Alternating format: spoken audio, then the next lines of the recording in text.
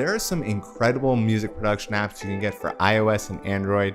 In this video, I want to highlight the top mobile music production apps you need. I've decided to break it down into 3 categories. First category are apps that assist your workflow in your main DAW of choice. The next category are mobile DAWs themselves, so anything where you can record, sequence MIDI, automate. The third category are instruments and effects. These are apps that you can plug into your main DAW or these mobile DAWs and really expand your tool set. We'll have all the links for the apps in the description. So the first app I wanted to highlight is a brand new app from Splice called Koso. This app is an awesome way to start your next track. It uses AI to create stacks of samples that are time stretched and transposed to fit together. These samples are all pulled from the massive Splice library, creating billions of different possibilities.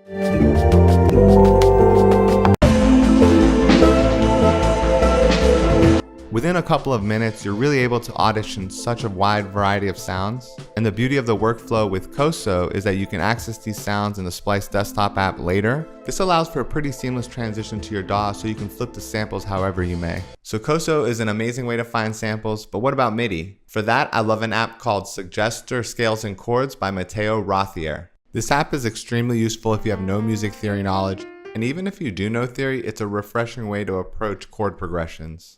This app essentially lets you pick a scale and then it'll suggest chords based off of that scale.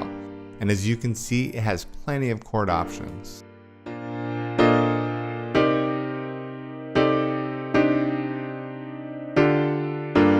Ultimately, you can map out a chord progression and even change the timing of the chords and then export it as a MIDI file.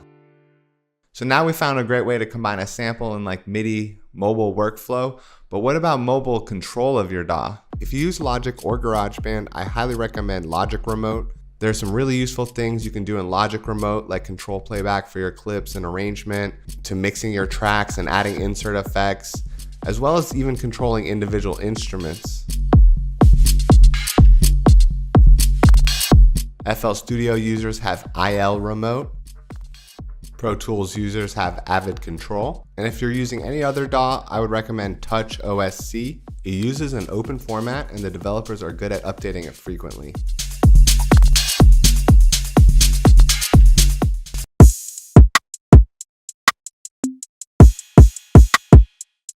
The first mobile DAW I'd recommend is FL Mobile.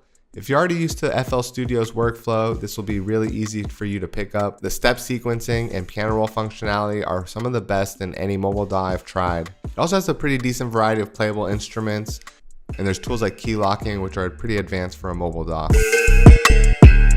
There's quite a few built-in effects to sculpt the sound, and you can even add automation.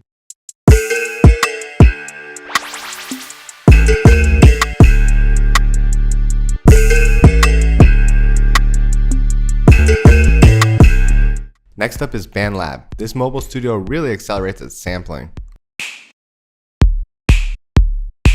I really like how quick it is to record samples in. It's also easy to import third-party samples. Here are some sounds I got from Splice.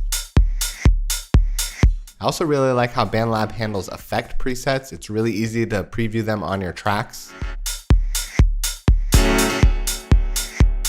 They also provide a wide variety of virtual instruments to play as well.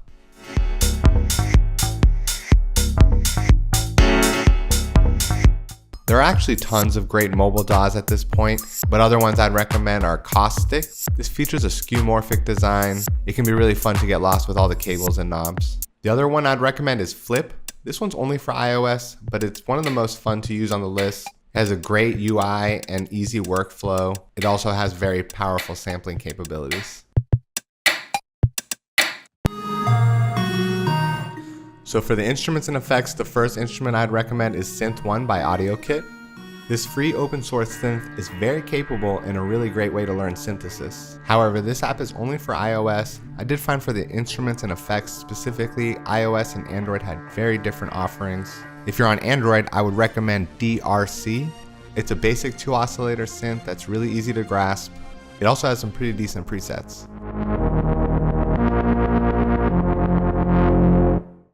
The next instrument you should try is Korg Module. While the free version is only a grand piano, it sounds really nice. And if you decide to upgrade to the pro version, it includes a lot more instruments. All of the keyboards sound super realistic. They have that high quality sound that they deliver on their actual hardware. I'd also recommend checking out the Korg IM1 and iK oscillator. The next app is more of a utility to allow you to use your instruments and effects, and that is Audio Bus. Audio Bus lets you connect your music apps together. It allows you to process audio between apps, really unlocking the potential to create music all from your mobile device. If you're really getting serious about music production on your mobile device, then you should definitely check out FabFilter's apps. These are recreations of their incredible audio effects.